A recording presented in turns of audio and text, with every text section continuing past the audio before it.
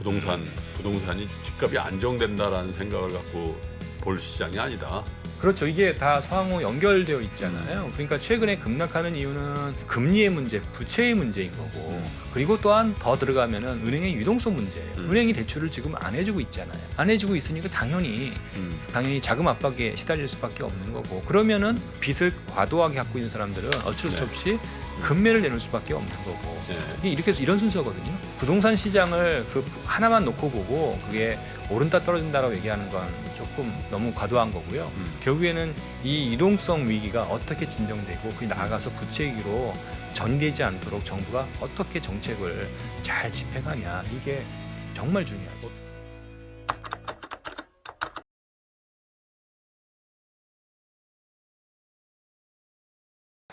오늘 저희가 네. 모시는 분은 그 온화한 미소 속에 아주 그래서 날카롭죠. 날카로운 내용들이 네. 늘 살아 숨쉬는 우리 키움증권의 서영수 이사님입니다. 일단 모시겠습니다. 어서 오십시오. 어서 오세요. 예, 안녕하세요. 이사님. 세훈입니다. 반갑습니다. 점점 젊어지시는 것 같아요. 대학생이 되고 대학원생 느낌.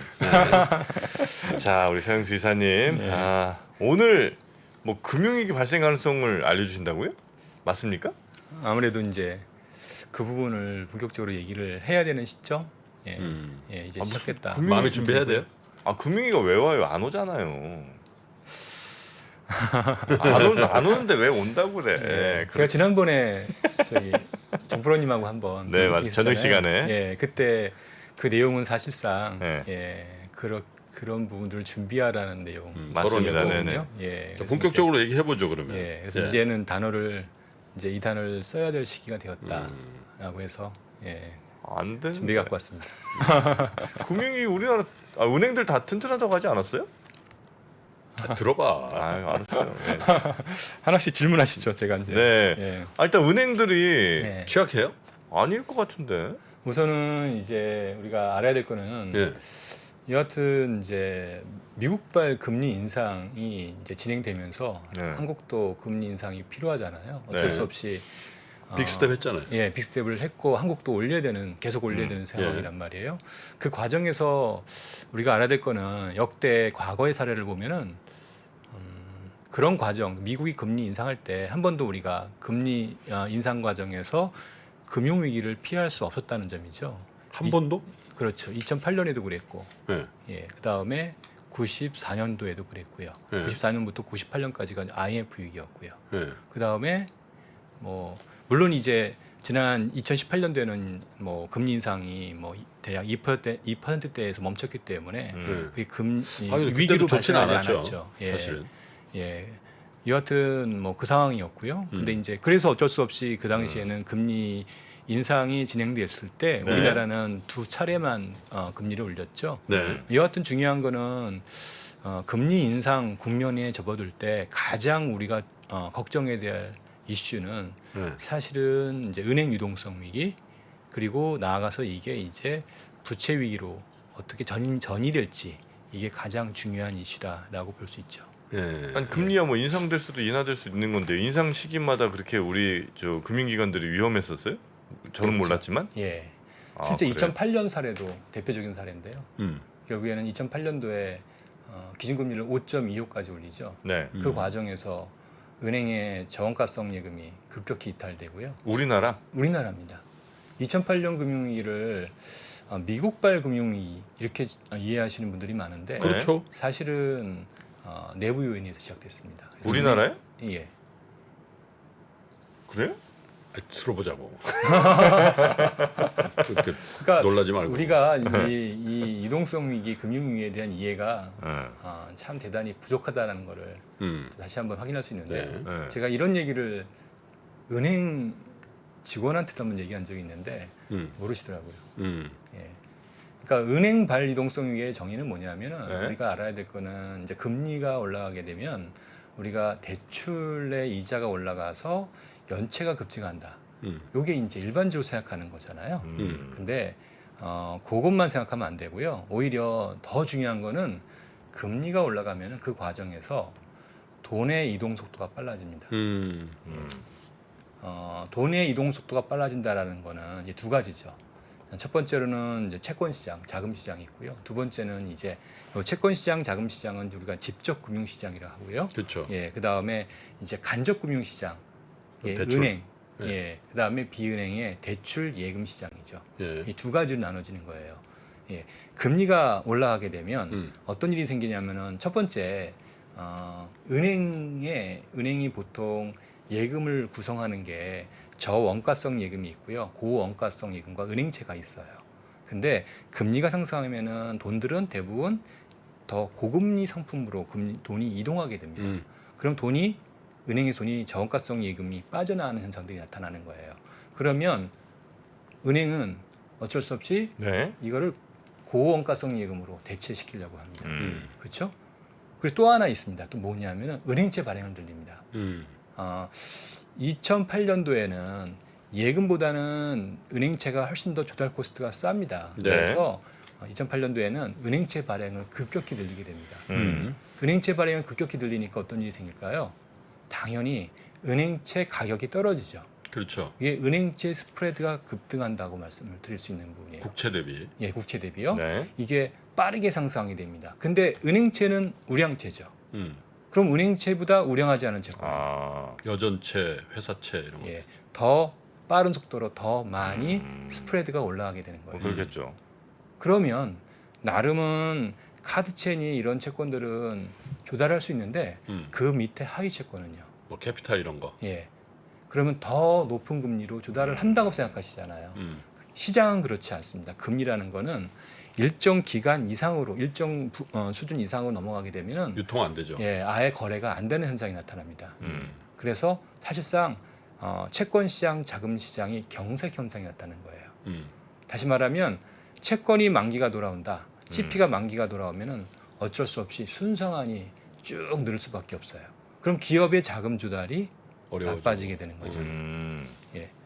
또 하나 있습니다. 이거는 이제 직접 금융 시장이고요. 네. 항상 이 금리가 올라가게 되면은 제일 먼저 나타나는 게 간접 금융 시장보다는 직접 금융 시장이 먼저 나타납니다. 그래서 우리 2008년도에 금융위기 올 때 가장 먼저 문제가 발생했던 사례가 뭔지 아세요? 노던락 은행이에요. 거기가 은행채 비중이 70%였어요. 예, 그런 상황이거든요.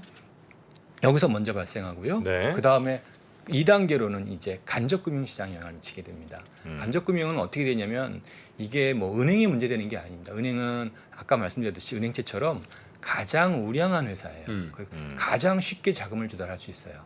근데 이런 회사가 금리 경쟁을 뛰어들어서 돈을 다 가져가게 되면은 어떤 일이 생길까요? 비은행이라는 데가 있죠. 은행만 있는 게 아니거든요. 간접금융시장에는 네. 비은행의 자금 조달이 어려워지는 거예요. 예. 근데 이제 중요한 건 뭐냐면 그동안 대략 한 5년 동안 은행이 있고 비은행이 있잖아요. 네. 비은행이 훨씬 더 많이 성장했어요. 그래서 비은행의 예금이 850조 정도 되거든요. 이게 은행 정기예금을 앞질렀어요. 따라서 지금처럼 이렇게 금리가 올라가게 되면 비은행의 자금 이탈 속도가 어쩔 수 없이 상당히 빨라질 수밖에 없어요. 비은행이라고 우리가 흔히 생각하면 뭐 신협 이런 데가 비은행이에요? 예, 쭉 있잖아요. 예, 이런 데들이 이제 특히 이런 회사들은 사실상 다 개별 독립 회사입니다. 네, 신협도 그렇고 네. 농협도 그렇고 새마을금고도 이 지점이라 생각하시는데 지점이 아니라 개별 회사입니다. 그게 상호금융이라고 하죠. 네, 그렇죠. 조합들. 예, 아 그럼 예를 들면 뭐 목동지점 여기가 그냥 개별 회사라는 거예요? 예, 개별 회사입니다. 아. 예. 조합은 개별 회사이고요. 네, 네, 네. 개별 회사가 이제 모아서 중앙이라는 예, 걸 만든 겁니다.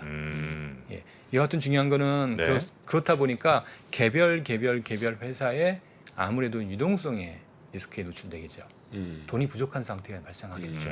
뭐 신협중앙회니 새마을금고 연합회니 예. 이런 데들. 예, 이게 관리가 안 되면 그 다음에는 어떻게 되냐? 어쩔 수 없이 이 회사들은 대출을 회수하게 되는 거예요. 대출을 회수하게 되면 그때부터 부채 위기가 이제 본격적으로 수면이 부상하는 겁니다. 2008년 미국에서 금융위기 발생했을 때 우리가 서프라임 모기지의 부실을 얘기하잖아요. 이게 문제가 아니라 사실은 이 서프라임 모기지의 부실이 결국에는 CDS, CDO의 트리거 조항으로 연결되면서 이게 조기 상환 청구가 생기고 그러면서 금융회사의 유동성 문제가 발생해요. 그렇죠. 그러면서 그게 본격적으로 위기로 이제 확대 재생산된 거죠. 네. 예. 그만큼 이 금리 인상에 있어서 가장 우리가 주시해서 봐야 될 부분은 네. 유동성 위기예요. 유동성 위기가 올지 말지 이 부분을 이제 체크해야 되는 거예요. 네, 네, 네. 뭐 로지컬리 이해는 되는데 네. 지금 상황이 어떠냐 이거죠. 지금 그렇죠. 올 수 예. 있냐? 예, 올 수 있냐 아니냐. 네, 그게 중요하겠죠. 중요한 건 우리가 두 가지를 봐야 됩니다. 첫 예. 번째로는 우리는 이제 미국에 끌려다니는 거잖아요. 예. 예, 그래서 결국에는 미국은 어떻냐, 그리고 우리나라는 어떻냐, 이게 중요합니다. 예, 차트 잠깐 보여드릴까요? 네. 예. 이거는 뱅크 오브 아메리카, 뭐 다른 은행도 마찬가지입니다. 뱅크 오브 아메리카의 이 이제 기준금리 변화에 따른 예금금리와 대출금리의 변화입니다. 보시면은 3개월 리보 금리가 분기 기준으로 대략 100bp가 올랐습니다. 예. 3개월 리보가요. 어차피 기준금리가 사실은 중요한 게 아니라 이 리보 금리, 단기 금리가 중요하거든요. 우리나라의 이거는 뭐 은행 간 초단기물 시장이죠. 맞죠? 예. 그래서 이게 우리 CD 금리와 사실상 크게 차이가 없는 건데요. 요게 이제 97bp가 올라갔는데 100bp 이게 1%포인트가 올라갔는데 예금 금리는 3bp 0.03%포인트밖에 안 났습니다. 예. 이러니까 대출 금리를 굳이 많이 올릴 리가 없는 거예요. 그리고 고정금리 대출을 해줄 수가 있는 거예요. 그래서 미국 은행들의 대출은 가계 대출은 거의 대부분이 고정금리 원리금 분할 상환이에요. 금리가 올라간다 하더라도 대출이 금리가 올라가지 않기 때문에 사실 이 부채의 위기 발생 가능성이 거의 없는 거죠. 그렇죠. 예. 원천은 뭐냐면 예금에 있습니다. 예금 금리가 거의 오르지 않았다는 거예요. 반대로 한국 보실까요? 한국은 분기 기준으로 0.34%포인트가 CD, CD가 그러니까 라이보 올라갔는데 3개월하고 비슷한. 예금 금리는 17bp 올라갔고요. 대출 금리는 25bp 올라갔어요. 음. 중요한 거는 뭐냐면 이게 평균이어서 그러지 이게 이제 쫙 올라갔잖아요. 가파르게. 말짱 기준은 훨씬 더 많이 올라갔다는 거고 최근의 상황이 특히나 이제 정기예금 기준 놓고 본다라면 지금 대출보다 훨씬 더 빠른 속도로 예금 금리가 올라가고 있다라고 네. 볼 수 있는데 예. 이건 이 차트에서 보실 수 있죠. 그래서 그러니까 이제 금리가 올라가는 게 미국이랑 우리나라가 뭐 같이 이제 올라는 가는데 기준금리 같이 올라갈 때 시장의 실제 금리에 미친 영향이 미국은 굉장히 제한적인데 우리는 굉장히 크다는 거예요? 맞습니다. 맞나요? 네, 예. 알겠습니다. 아, 거기도 정확하게 변동금리로 돼 있고. 예. 음. 이거는 이제 우선 알아야 될 거는 제가 말씀드리지만 첫 네. 번째 예금이 대출보다 더 중요하다라고 말씀드렸잖아요. 그래서 예금 중심으로 먼저 조달 네. 중심으로 먼저 설명드리는 거예요. 음. 그래서 예금이 더 중요한데 보시면은 4페이지 오른쪽 차트 보시면은 이 은행의 이 정기예금 금리가 굉장히 빠른 속도로 올라가고 있죠. 네. 은행 간 금리 경쟁이 시작된 거예요. 그렇게 되니까 어쩔 수 없이 이제 비은행도 금리를 올릴 수밖에 없어요. 특히 네. 주목해야 될 거는 인터넷 은행인데요. 국내 은행의 요구불 예금 순증 비교 잠깐 보세요. 보시면은 전체 저원가성 예금은 증가했다고 했는데 알고 봤더니 토스뱅크라든지 이런 인터넷 은행이 네. 돈을 다 가져간 거예요. 어떻게? 아. 요구불 예금을 2% 수시필금식 예금을 2%의 K뱅크도 그렇고. 이번에 K뱅크가 그래서 2.1로 올린 거예요. 이러니까 시중에 있는 자금들을 싹 가져가 버리는 상황이 나타나는 거죠. 은행에 그러면은 유동성이 말리겠죠. 그러면 당연히 정기예금을 늘려야겠죠. 늘리거나 은행채를 발행하거나. 은행채를 발행하거나 예. 양쪽 다 영향을 미치는 거예요. 예. 은행채는 직접금융시장, 그다음에 예금은 간접금융시장에 영향을 미치게 되는 거예요. 어쨌거나 이금융권에 타격을 주네요. 은행채를 많이 내면 이금융권에 뭐 연체나 캐피탈사, 뭐 카드사 이런 것들 금리가 올라갈 거고. 그렇죠. 다른 데들도 수신금리 올려야 되고. 그렇죠. 그런 거네요. 예. 네. 이렇게 영향을 미치게 됩니다. 예. 이렇게 되면은 이게 이제 정도의 이제 시작이라고 봐야 되는데 이게 이제 어느 일정 수준을 넘어서게 되면은 더 이상 감내할 수 없는 수준에 이제 가겠죠. 그러면은 이런 회사들은 본격적으로 대출을 회수하게 회수한다. 돼요. 예. 그러니까 두 가지가 같이 나타나는 거죠. 음. 채권 시장에서 자금 시장에서 이제 기업들이 자금 조달을 하기 어려운 데다가 네. 예, 여기에 이제 대출까지 회수하는 이런 네. 문제가 발생하는 게 네. 전형적인 금융위기 현상이다라고 네. 말씀을 드릴 수 있어요. 근데 지금 금리 조금 올린 거 가지고 뭐 대출 회수에 나서고 도미노식으로 뭐 그 대출 회수당한 기업들이 도산하고 그런 징후가 보입니까, 이사님? 아직까지는 그런 징후는 보이지 않고 있고요. 직접 금융시장에서 가장 먼저 영향을 받는 곳은 어쩔 수가 없습니다. 어차피 이제 직접 금융시장에서 지금 가장 많이 돈을 가져간 데가 누군가를 보면 되는데 네. 거기가 부동산 PF예요. 아, 예, 그래서 이미 부동산 PF가 지금 많은 순상환이 진행이 되고 있고요. 이 보시면은 여기 잠깐 6페이지에 제가 왼쪽 차트 보시면 이거 네. 차트로 있는데 네. 지금 월별 회사채 이제 순상환 내역들 그다음에 CP 순상환 내역들을 볼 수 있는데 확실히 이제 CP의 순상환이 좀 빠르게 진행되고 있죠. 그 얘기는 차원 발행이 안 된다는 거죠. 그러니까 이제 PF의 자금 사정이 안 좋아지는 문제가 생기는 거고 그래서 모 증권사부터 시작해서 좀씩 이제 PF가 금이 가는 국면에 지금 진입되고 있습니다. IB 수입 많았고 그 IB 수입 대부분이 PF인 증권회사들이 있죠. 네, 그렇습니다. 근데 이게 절대 금리 수준이 낮더라도 역시 비슷하게 이런 일들이 발생합니까? 그러니까, 중요한 건 그겁니다. 이제 이동 속도가 빠르냐 늦냐. 네. 두 번째는 그러면 이 이동 속도는 누가 결정하냐 이거예요. 당연히 단지 금리의 수준이 바뀌게 되면은 네. 이동 속도는 빨라지겠죠. 사람들은 더 높은 금리를 추구하려고 하니까요. 그렇죠. 그렇겠죠. 근데 또 하나 우리가 잊지 않아야 될 게 뭐냐면 사실은 이면에는 그러면 미국은 어떠냐 생각해야 될 거 아니에요. 네. 미국은 이렇게 금리가 안 오르는 이유는 뭐고 우리는 왜 이렇게 많이 오를 건가 이 부분에 우리가 의문을 가져야 돼요. 이거는 사실 이제 제가 3페이지에 오른쪽 차트 이제 미국의 은행의 그 조달 시스템을 저희가 분석한 겁니다. 네. 오른쪽 차트 보시면 이게 저원가성 예금, 무원가성 예금 쭉 정리해뒀잖아요. 이게 미국은 이제 2008년 금융 위기 이후에 이게 은행 유동성이 무엇보다 중요하다라는 생각을 했던 겁니다. 네. 그래서 바젤 3가 처음으로 이제 유동성에 대한 규제가 도입된 거잖아요. 네. 그만큼 중요하다라고 생각했고 그래서 이제 아예 금융 개혁을 해서 우리 금융 개혁법 아시죠? 이게 도드 프랭크법입니다. 이 배업을 도입하면서 금융소비자보호법과 자금세탁법 이런 여러 가지 이제 법을 규제를 강화함으로써 돈의 흐름을 느리게 하는 쉽게 말하면 규제를 강화해서 돈이 잘 안 빠져나가게 하는 더 쉽게 얘기하면 예금금리 안 주는 이런 제도를 만든 거죠 미국은요. 그러니까 저원가 예금이랑 무원가 예금은 뭐예요? 그냥 무언가 예금은 은행에 뭐 이자 안 주는 예금이죠. 예. 은행에서 이자 안 주는? 아예 안 주고요. 네. 오히려 돈을 빼면은 수수료를 내야 되는 그렇죠. 이런 예금이에요. 그래서 사람들이 약간의 이자 차이로 막 움직이지 않게 만든다는 거예요? 그렇죠. 예를 들면은 체이스가 1,500불 정도를 단 하루도 유지하지 못하면 한 200만 원 되는 거잖아요. 계좌 200만 원을 예치하지 않으면 단 하루도 예치하지 않으면 15불씩 수수료를 내야 돼요. 15불이요? 예. 그런 경우 많아요. 2만 원씩? 예. 왜냐면 그게 다 인건비라고 생각하거든. 예. 그러니까 돈이 빠질 수가 없는 거잖아요. 계속 넣어놔야 되네. 예. 그리고 우리 자금 이체하면 1초도 안 걸리지 않습니까? 그죠? 네. 근데 미국은 자금 이체하려면 책으로 줘야 되거든요. 5일 걸려요. 돈이 그러니까 묶이는 겁니다. 예. 그게 굉장히 좀 바보 같은 짓인 것 같긴 한데 결국 그게 이제 이런 은행에서 돈 이동에 따른 위기들 혹은 뭐 이런 위험들을 좀 줄이는 데는 도움이 좀 되는 거군요. 그게. 그렇죠. 금융소비자보호법이 왜 중요하냐면 우리는 쉽게 이제 더 많은 투자 상품을 권유받을 수 있잖아요. 네. 쉽게 클릭만 하면 다 할 수 있잖아요. 기본적으로 미국은 그게 안 돼요.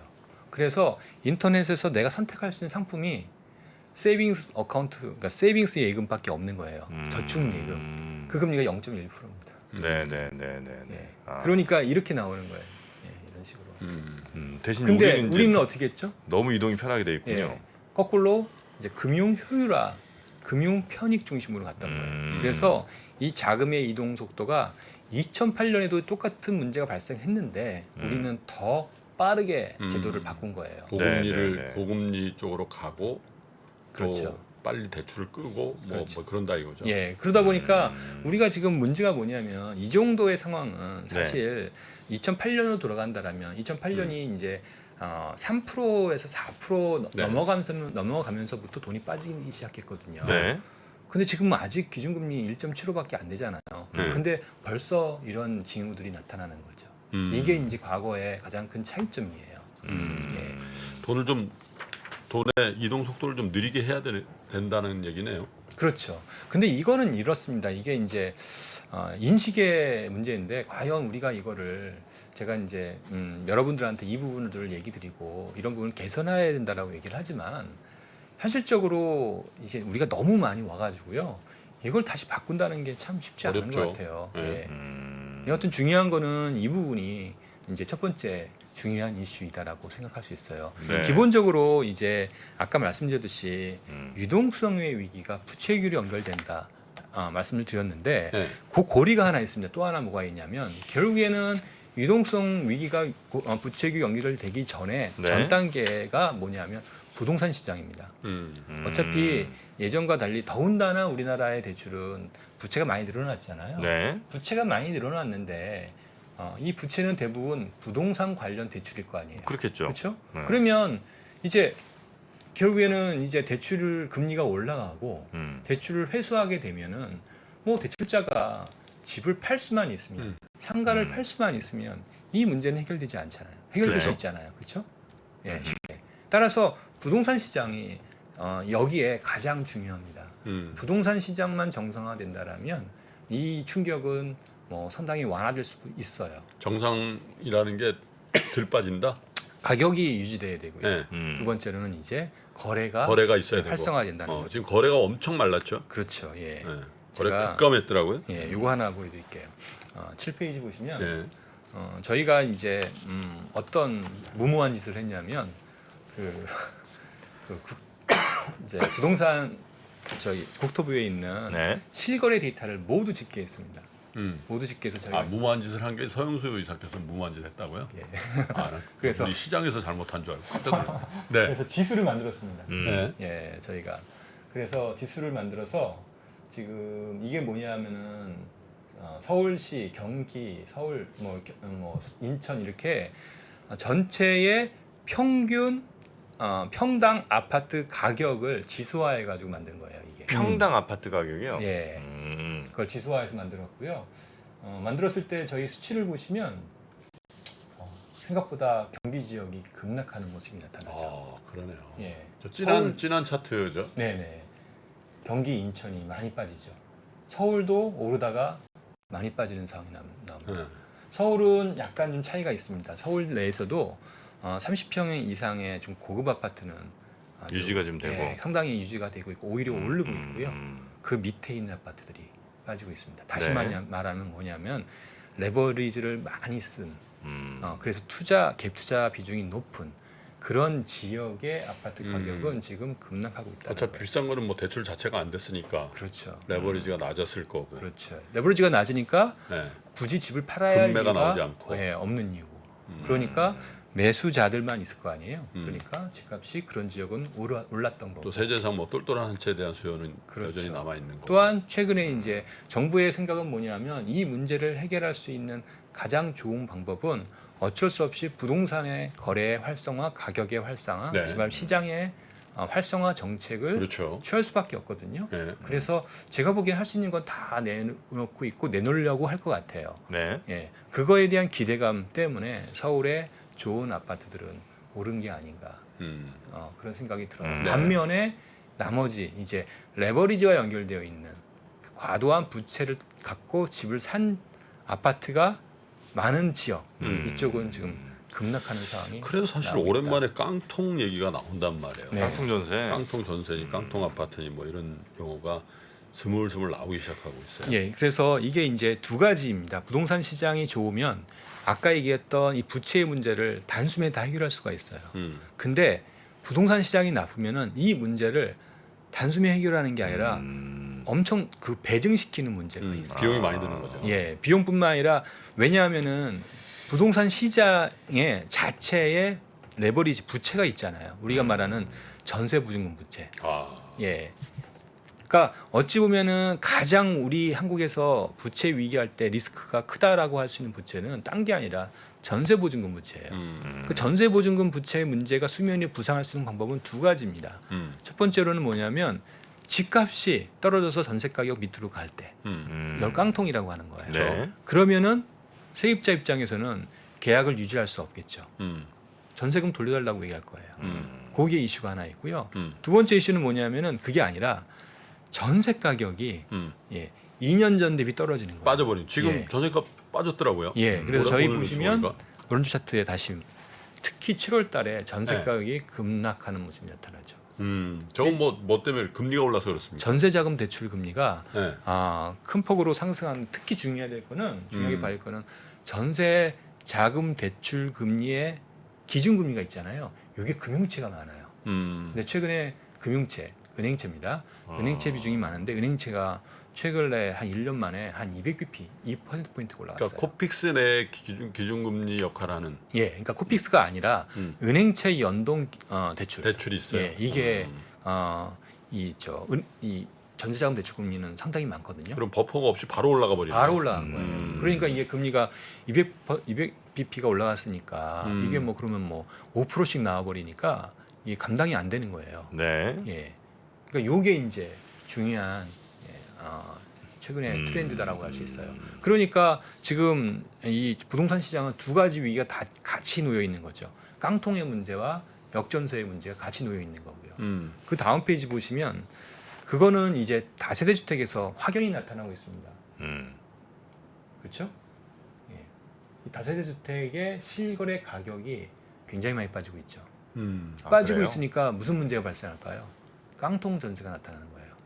깡통 전세가 아주 심하죠. 지금 115%가 전세가율인 걸 나타나는 사실 주택 시장 가격 오를 때 그 후반부에 빌라니 뭐 그렇죠. 이런 것들까지도 많이 올랐거든요. 맞습니다. 예. 그죠? 예. 수익률이 좋다고들 했는데 근데 빠질 때 보니까 저런 그런 형태 거주 부동산들이 제일 먼저 빠져버리는군요. 그렇죠. 예. 우리가 이제 서울의 아파트는 또 많이 서울의 다세대 주택은 좀 올랐어요. 근데 이제 변두리에 있는 경기 지역에 있는 이 다세대 주택은 거의 20% 이상 빠졌기 때문에 이 영향으로 전세가율이 100%를 상회하게 되고요.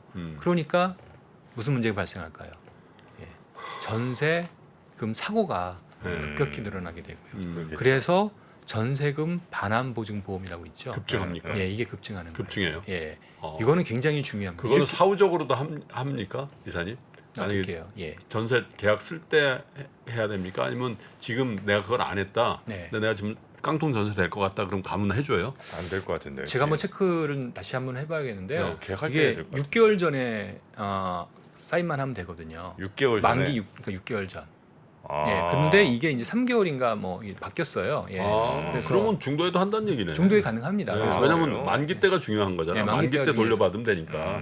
그러니까 그건 뭐. 대부분의 사람들이 딱 이런 상황이 오면은 전세금 반환 보증 보험을 가입을 해요. 근데 저렇게 이제 전세가율이 100% 넘으면 아예 가입 거절 사유이기 때문에 아예 안 되거든요. 거절해요? 거절 사유라. 그럼요. 당연히 이거 뭐 가입 하기야 거절이죠. 네. 보험도 땅파 장사하는 게 아니니까. 근데 여하튼 중요한 거는 이게 이제 정확하게 이 위험을 측정을 해서 이렇게 해야 되는데 사실 정부가 하다 보니까 그냥 일률적으로 복지 차원에서 진행하다 보니까 대부분 그냥 이루어지게 되게 되고 일정 기준만 넘으면 다 가입이 가능하고요. 그러다 보니까 지금 이 전세금 반환 보증 사고가 너무 빠르게 증가하고 있다는 거예요. 더 앞으로 증가할 거고요. 한번 뉴스 시간에도 말씀을 드리긴 했는데. 이게 뭘 의미하냐면은 지금 결국에는 부동산 정책을 취할 때 정부의 정책 수단 중에 가장 큰 게 정부 투자 금융기관들이 이렇게 서포트하는 건데 여기서 이 터지게 되면은 그게 사실상 어려워지게 2분의 1 남아야 된대요. 2분의 1. 그러니까 이제 2년 계약이면 1년은 1년은 남아야 남아야 된다. 된다. 1년은. 그런 얘기가 있네요. 네. 바뀌었나 보네요. 부동산이 그냥 집값이 안정된다라는 생각을 갖고 볼 시장이 아니다. 그렇죠. 이게 다 상호 연결되어 있잖아요. 그러니까 최근에 급락하는 이유는 금리의 문제, 부채의 문제인 거고, 그리고 또한 더 들어가면은 은행의 유동성 문제예요. 은행이 대출을 지금 안 해주고 있잖아요. 안 해주고 있으니까 당연히 자금 압박에 시달릴 수밖에 없는 거고, 그러면은 빚을 과도하게 갖고 있는 사람들은 어쩔 수 없이 금매를 내놓을 수밖에 없는 거고, 이렇게 해서 이런 순서거든요. 따라서 부동산 시장을 그 하나만 놓고 보고 그게 오른다 떨어진다라고 얘기하는 건 조금 좀 너무 과도한 거고요. 결국에는 이 유동성 위기가 어떻게 진정되고 그게 나아가서 부채 위기로 전개되지 않도록 정부가 어떻게 정책을 잘 집행하냐, 이게 정말 중요하죠. 어떻게 합니까? 참 이게 정책적인 측면에서 대단히 근데 한국은행에서 계속 금리 올린다 그러고. 그러니까요. 이런 정책이 이런 문제가 생길 때 여태까지 정부는 돈 풀어서 문제를 해결했잖아요. 예. 그건 전 세계가 그러니까 우리 동참한 거죠. 예. 더군다나 이제 2018년 9.13 대책 때 똑같이 이런 구조조정 정책을 취했는데 여러 가지 이제 국민들 뭐 많은 사람들의 이제 네. 이 경기에 대한 문제. 아무리 집값 빠지면은 경기가 나빠지고 그리고 이제 제일 먼저 발생하는 게 이렇게 되면은 당연히 연체가 늘어나잖아요. 네. 연체가 늘어나면 어떤 문제가 생기냐면 이제 이거를 구조조정해야 되는 문제가 생기거든요. 구조조정하기 위해서는 일정 수준의 채무 재조정을 해야 되는 게 이제 문제인데 그 당시에도 채무 조정을 하게 되면은 또 채무 탕감 이슈가 생길 수밖에 없거든요. 이번에도 그 이슈가 예, 이번에 나왔죠. 똑같은 이슈입니다. 예. 똑같이 걸렸습니다. 음. 그래서 그때도 결국에는 채무 탕감 이슈가 이슈가 되니까 네. 그냥 못하겠다. 예. 예, 그렇게 되고 다시 금리 마침 미국이 금리를 인하하니까 잽싸게 금리를 인하하면서 다시 부동산 시장 부양책으로 바꾼 거죠. 예, 이게 2019년 하반기예요. 아, 그래요. 그게 이제 코로나 위기하고 겹치면서 이제 돈 푸는 게 더 증폭되면서 집값이 지금까지 오른 거거든요. 네, 네. 결국에는 그러면은 정부가 선택해야 될 거는 두 가지인데 돈 풀어서 해결하거나 아니면 구조조정을 해야 되는 건데 구조조정이라는 얘기는 뭐냐면 결국에는 모든 국민들이 고통을 분담하는 거예요. 그렇죠. 아까 예금금리 낮추는 거 이게 정말 중요한 고통 분담 방법인데 이게 이제 가능하냐에 대한 이슈가 있는 거고 예. 두 번째는 이제 대출 문제를 대출 금리를 낮춰야 될 거 아닙니까? 그리고 한계 채무자들은 빨리빨리 빼주고 그다음에 일시적 채무자들은 지원을 해주고 이렇게 해서 이 금융위 부실이 발생하는 거를 최소화시켜야만 이게 은행의 신용 기능이 유지가 되고 그래야 대출을 갖고 계신 분들이 유지될 수 있는 거 아니에요. 네, 다 네. 그렇지 않으면 대출을 상환해야 되는 문제가 발생하는 거니까 이런 고리가 있는데 이런 고리를 지금 풀어나기에는 정부가 굉장히 지금 힘든 국면이다라는 게 제 생각이에요. 통화 정책이란 측면에서도 그렇고. 통화 정책 가장 쉬운 거는 결국에는 한국은행이 예를 들어서 이제 채권 안정 기금을 통해서 뭐 이번에도 이제 채권 안 신속 채권 인수라든지 이런 것들을 더욱더 확대하는 정책을 발표했거든요. 네. 근데 이제 이런 정책들이 사실은 가장 쉬운 거는 한국은행에서 채권을 매입해주면 지금 채권 시장의 자금 경색은 순식간에 풀릴 수 있거든요. 근데 이제 한국은행이 그걸 못 한단 말이에요. 그러면 이번에 이제 어떤 이슈가 있냐면 안심전환 대출이 있잖아요. 그걸 40조까지 증액한다고 했는데 40조를 증액하려면 어떤 문제가 생기냐면 그게 40조가 정부 돈이 40조가 딱 투입되는 게 아니에요. 은행 돈이죠. 예. 이게 시장의 돈입니다. 은행 네. 돈이 아니라. 시장의 돈. 예. 그러니까 뭐냐면 이거를 은행의 그 대출 있잖아요. 네. 이걸 다시 증권화해 가지고 네. 시장에서 자금 조달을 해 가지고 고정금리 대출을 바꾸는 겁니다. 정부는 잠깐 이 안심전환 대출이 그거잖아요. 변동금리로 돼 있는데 금리가 올라가는 거를 막아주는 건데 돈 조금만 내라. 예, 그게 아니라 잠깐 생각해 보시죠. 우선 그렇게 보지 마시고 네. 우선은 뭐냐면 지금 대출이 있잖아요. 네. 은행 대출을 이거를 우리가 MBS 같은 것으로 네. 하는 겁니다. MBS 이거를 이제 담보로 네네. 대출을 이 증권으로 바꾸는 겁니다. 네. 네. 예. 유동화한다는 이동화한다는 거죠, 개념입니다. 그렇죠? 예, 네. 이동화를 하게 되는 거고요.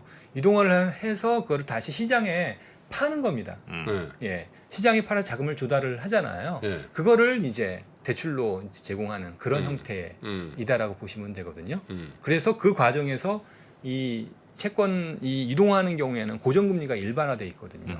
그래서 변동금리 대출을 고정금리 대출로 바꾸는 작업인 거예요. 시장에 나가서 고정화하는 거거든요. 네, 맞습니다. 이게 고정화하는 자금인데 이게 이제 규모도 크고 그렇죠. 또한 뭐가 문제냐면은 이제 비용이 추가로 발생할 수 있거든요. 그 비용, 추가 비용에 대해서 또는 운영 비용에 대해서 정부가 보전하는 컨셉이에요. 예. 이렇게 이해하셔야 돼요. 근데 이게 이제 2016년도에는 이게 성공했는데 네. 그때는 금리가 낮아지는 과정이기 때문에 고정금리 대출로 바꾸더라도 정부의 투입 자금이 많지 않아요. 근데 지금은 뭐냐면 채권 시장이 안 좋으니까 기본적으로 금리가 올라가는 상황이에요. 그래서 우리가 4%를 예상을 했는데 4%는 도저히 채권에서 이런 형태로 대출을 해줄 자금 조달을 해서 대출을 해줄 수가 없는 거예요. 안 그러면 뭐 이제 그 변동을 고정으로 바꾸는 수합이라든지 이런 다 금융기법을 비용이거든요. 써야 되는데 이것도 지금 상태에서 엄청 굉장히 비용이 많이 높겠죠. 들거든요. 예. 네. 그러니까 이게 중요한 거는 4%를 우리가 제시했는데 네. 저희 정부가요. 4%가 현실적으로 어려운 상황에 있다는 거예요. 음. 두 번째는 채권 시장에 지금 아까 자금 정책이 있는데 이 우량 채권이 이렇게 40조가 소화가 된다라고 하면은 나머지 기업들은 더 자금 조달이 어려워지는 그렇죠. 거예요. 지금 이 하나하나가 지금 다 꼬여 있어요. 네, 네. 그래서 제가 이제 말씀드리는 포인트는 뭐냐면 정부는 어떤 수를 쓰더라도 이 문제를 해결하려고 하고 있는데 이런 위험들이 지금 도사리고 있어서 네, 네, 네. 이게 이제 어떻게 될지 우리가 계속 주시해서 봐야 된다 말씀드립니다. 지금 뭐 전 세계적으로 그 인플레이션을 잡기 위해서 노력하고 있으니까 우리도 뭐 그런 정도의 편승돼 있고 우리는 뭐 미국보다는 덜 심하고 그죠? 네. 뭐 이런 생각 그리고 우리도 어차피 2.몇% 성장한다 그러니까 뭐 큰 문제 있겠나 이렇게 생각할 수 있는데 자금 시장만 이렇게 마이크로하게 탁 떼서 이렇게 쭉 보면은 여러 가지 그 불안한 징후들이 동시다발적으로 나타나고 있다. 그렇죠. 이제 우리가 이제 구조적으로 아까 말씀드렸듯이 예금 시장이 너무 이제 효율 중심으로 하다 보니까 이 규제가 너무 없어서 이동이 빠르다. 그다음에 대출은 변동금리 대출이다. 그리고 마지막으로 이제 말씀드릴 거는 대출의 특성이 우리는 선진국의 경우에는 은행이 있고 비은행이 있잖아요. 네. 그러면 은행은 은행 고객이고 비은행은 비은행 고객이에요. 이게 중복되지 않아요. 그렇죠. 네. 근데 우리는 중복도가 너무 심해요. 그래서 비은행이 문제가 되면 이게 다시 은행 부실로 전이될 수 있다는 거예요. 네, 네, 네. 네. 예. 알겠습니다. 자, 오늘 우리 서영수 이사님과 함께 아침에 불안하다는 분들이 많은데 금융위기라는 단어는 정말 저희가 참 또 오랜만에 이렇게 또 온다는 뜻은 아니고 이거를 잘 이제 관리하자. 된다. 예, 뜻으로 이해하십시오. 알겠습니다. 알겠습니다. 자, 우리 키움증권의 서영수 이사님이었습니다. 대단히 고맙습니다. 예, 감사합니다. 고맙습니다. 전자신문과 3프로TV가 투자에 대한 고민을 함께 나누는 자리를 마련했습니다. 향후 주식시장이 어떻게 될지 하락장에서 매매하는 방법과 그리고 부동산에 대해서도 함께 이야기해 보겠습니다. 자세한 사항은 3프로TV 영상 하단 유튜브 커뮤니티를 확인해 주세요.